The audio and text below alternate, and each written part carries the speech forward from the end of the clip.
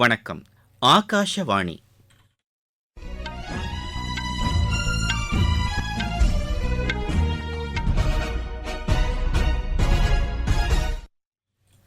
செய்திகள் வாசிப்பவர் மணி துரைசாமி. தலைப்புச் செய்திகள்: நிலுவையில் உள்ள வழக்குகளை விரைந்து முடிக்க நீதித்துறைக்கு அனைத்து தரப்பினரும் ஒத்துழைப்பு அளிக்க வேண்டும் என்று குடியரசுத் தலைவர் திருமதி திரௌபதி முர்மு வலியுறுத்தியுள்ளார். கைவண்டி இழுப்போர் மற்றும் சுமை தூக்கும் பணியாளர்களை சமூக பாதுகாப்பு திட்டத்தின் கீழ் கொண்டுவர மத்திய அரசு நடவடிக்கை எடுத்து வருவதாக அமைச்சர் திரு மன்சுக் மாண்டவியா தெரிவித்துள்ளார். அனைவரையும் வங்கிக் கட்டமைப்பின் கீழ் கொண்டுவருவதற்கான இலக்கை எட்டுவதற்கு அஞ்சலக பண பரிவர்த்தனை வங்கிகள் உதவி வருவதாக மத்திய அமைச்சர் திரு ஜோதிர் ஆதித்ய சிந்தியா கூறியுள்ளார்.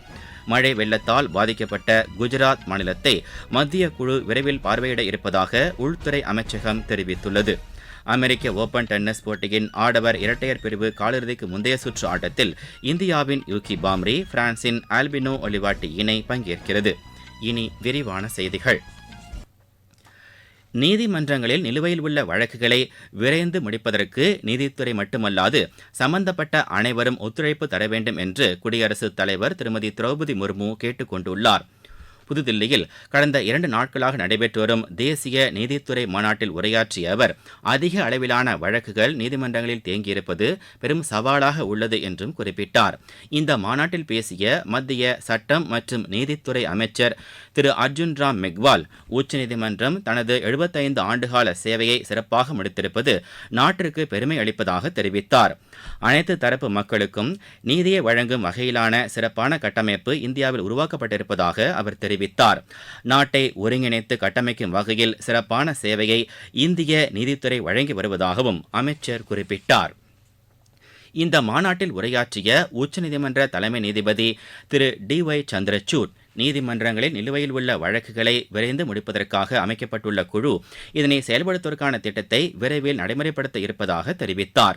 நீதிமன்றங்களில் வழக்குகள் மேலும் தேங்குவதை தடுக்கும் வகையில் அதற்கான நிர்வாக கட்டமைப்பை கொண்டு வருவதற்கான செயல் திட்டத்தையும் இந்த குழு பரிந்துரை செய்யும் என்றும் அவர் கூறினார். நீதிமன்றங்களுக்கு வெளியே சமரச தீர்வு காண்பதற்கான கட்டமைப்பை வலுப்படுத்த வேண்டியதன் அவசியத்தையும் அவர் வலியுறுத்தினார். உச்சநீதிமன்றம் அண்மையில் நடத்திய தேசிய அளவிலான மக்கள் நீதிமன்றத்தில் சுமார் 1000 வழக்குகளுக்கு 5 நாட்களில் தீர்வு காணப்பட்டதாகவும் தலைமை நீதிபதி திரு டி.ஒய். சந்திரசூட் தெரிவித்தார். கைவண்டி இழுப்போர் மற்றும் நடைமேடை பணியாளர்களை சமூக பாதுகாப்பு திட்டத்தின் கீழ் கொண்டுவதற்கான முயற்சியை மத்திய அரசு மேற்கொண்டு வருவதாக மத்திய தொழிலாளர் நலன் மற்றும் வேலைவாய்ப்புத்துறை அமைச்சர் திரு மன்சுக் மாண்டவியா தெரிவித்துள்ளார். புதுதில்லியில் தமது துறையின் பணிகள் குறித்த ஆய்வுக் கூட்டத்திற்கு தலைமை வகித்து பேசிய அவர், இந்த பணியாளர்களை இ-ஷ்ரம் இணையதளம் வாயிலாக பதிவு செய்வதற்கான நடவடிக்கைகள் மேற்கொள்ளப்பட்டு சமூக பாதுகாப்பு திட்டத்தின் கீழ் அவர்களுக்கு உதவிகள் செய்யப்படும் என்று தெரிவித்தார். சுமை வண்டி இழுக்கும் மற்றும் சுமை தூக்கும் பணியாளர்கள் அனைவரையும் சமூக பாதுகாப்பு திட்டத்தின் கீழ் கொண்டுவர அனைத்து நடவடிக்கைகளையும் மத்திய தொழிலாளர் நலத்துறை மேற்கொள்ளும் என்று திரு மன்சுக் மாண்டவியா உறுதியளித்தார்.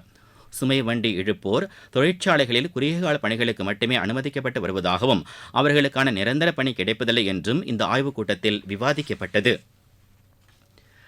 இந்திய அஞ்சலக பண பரிவர்த்தனை வங்கியின் 7வது ஆண்டு நிறைவு நாள் விழா இன்று கொண்டாடப்படுகிறது. இதனையொட்டி மத்திய தகவல் தொடர்புத்துறை அமைச்சர் திரு ஜோதிர் ஆதித்ய சிந்தியா வெளியிட்டுள்ள சமூக வலைதள பதிவில், மக்களுக்கு பண பரிவர்த்தனை சேவைகளை இந்த பரிவர்த்தனை வங்கி சிறப்பாக வழங்கி வருவதாக தெரிவித்தார். அனைத்து மக்களையும் வங்கி கட்டமைப்பில் இணைக்க வேண்டும் என்ற மத்திய அரசின் இலக்கை எட்டுவதற்கு அஞ்சலக பண பரிவர்த்தனை வங்கிகள் உறுதுணையாக இருந்து வருவதாக அவர் கூறினார். கடந்த 7 ஆண்டுகளில் 9,88 லட்சம் பேர் அஞ்சலகங்களில் உள்ள இந்த பண பரிவர்த்தனை வங்கியில் கணக்குகளை தொடங்கியிருப்பதாக அவர் தெரிவித்தார். அரசின் பல்வேறு நலத்திட்டங்களின் கீழ் 45,000 கோடி ரூபாய் அளவிற்கு பயனாளிகளுக்கான நிதியுதவி இந்த வங்கிகள் மூலம் வழங்கப்பட்டிருப்பதாகவும் அவர் தெரிவித்தார். ஊரக பகுதிகளில் அஞ்சலக பரிவர்த்தனை வங்கிகள் சிறப்பான சேவை அளித்து வருவதாகவும் திரு ஜோதிர் ஆதித்ய சிந்தியா குறிப்பிட்டார். கிராமப்புறங்களில் உள்ள கைவினைஞர்கள் மற்றும் தொழிலாளர்களின் வாழ்க்கை தரத்தை மேம்படுத்த உள்ளூர் தயாரிப்பு பொருட்களை மக்கள் வாங்கி பயன்படுத்த வேண்டும் என்று தகவல் ஒலிபரப்புத்துறை இணை அமைச்சர் திரு எல் முருகன் வலியுறுத்தியுள்ளார். நாமக்கல் மாவட்டம் திருச்செங்கோடு அருகே புதுப்பாளையத்தில் காந்தி ஆசிரம 100ஆண்டு விழாவை முன்னிட்டு கதர் பவனை அவர் திறந்து வைத்தார். அப்போது பேசிய அவர், நூற்றாண்டு விழா காணும் திருச்செங்கோடு காந்தி ஆசிரமத்தில் பணியாற்றும் அனைவருக்கும் தமது வாழ்த்துக்களை தெரிவித்துக் கொள்வதாக கூறினார். சுற்றியுள்ள ஊரக பகுதிகளில் வேலைவாய்ப்புகளை வழங்கும் நிறுவனமாக காந்தி ஆசிரமம் செயல்பட்டு வருவதாக டாக்டர் எல் முருகன் குறிப்பிட்டார். நீங்கள் கேட்டுக்கொண்டிருப்பது ஆகாஷவாணியின் செய்தி அறிக்கை. புதிய குற்றவியல் சட்டங்களின் சிறப்பு அம்சங்கள். இந்த புதிய சட்டங்கள் நீதியில் மட்டுமே கவனம் செலுத்துகிறதே தவிர தண்டனையில் அல்ல. பயங்கரவாத செயல் வரையறுக்கப்பட்டுள்ளது.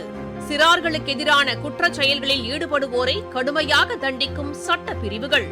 7 ஆண்டுகள் அல்லது அதற்கு மேற்பட்ட தண்டனைக்கான வழக்குகளில் தடயவியல் விசாரணை கட்டாயமாக்கப்பட்டுள்ளது. கைது செய்யப்பட்ட நபர் எல்லை வரையறையின்றி எந்த ஒரு நீதிபதி முன்பும் ஆஜர்படுத்தும் முறை.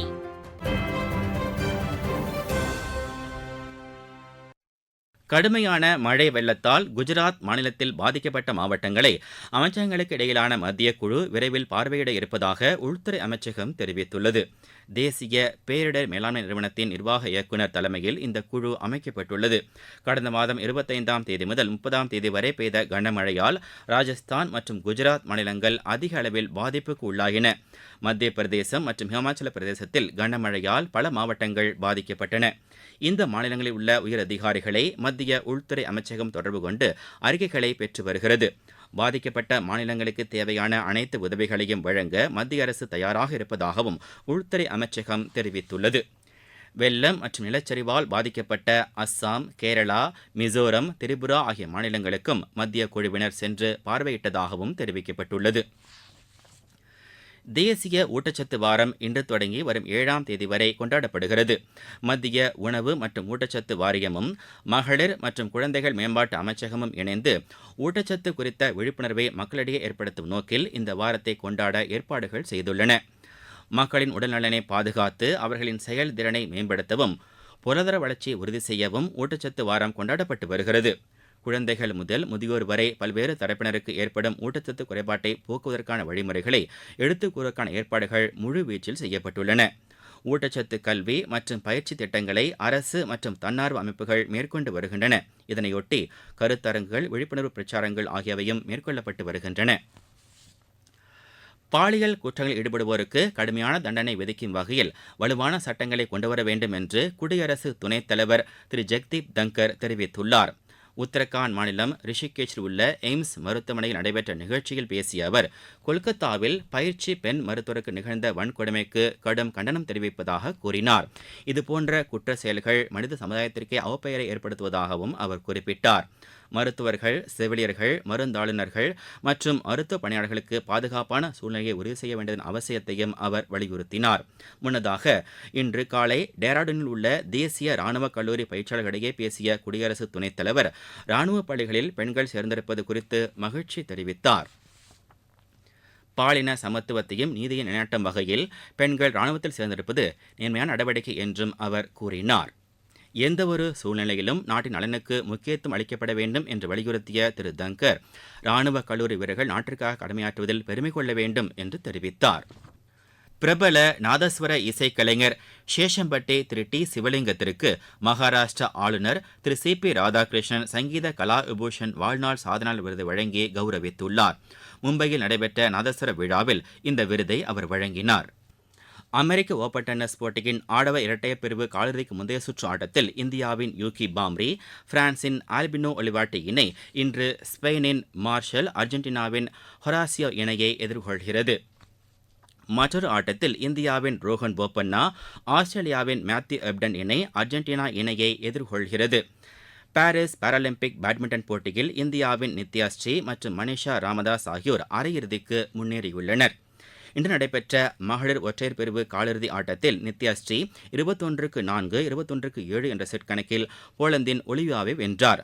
மற்றொரு மகளிர் ஒற்றையர் பிரிவு காலிறுதி ஆட்டத்தில் மனிஷா ராமதாஸ் 21-13, 21-16 என்ற செட் கணக்கில் ஜப்பானின் மாமிகோ டொயோடாவை வென்றார்.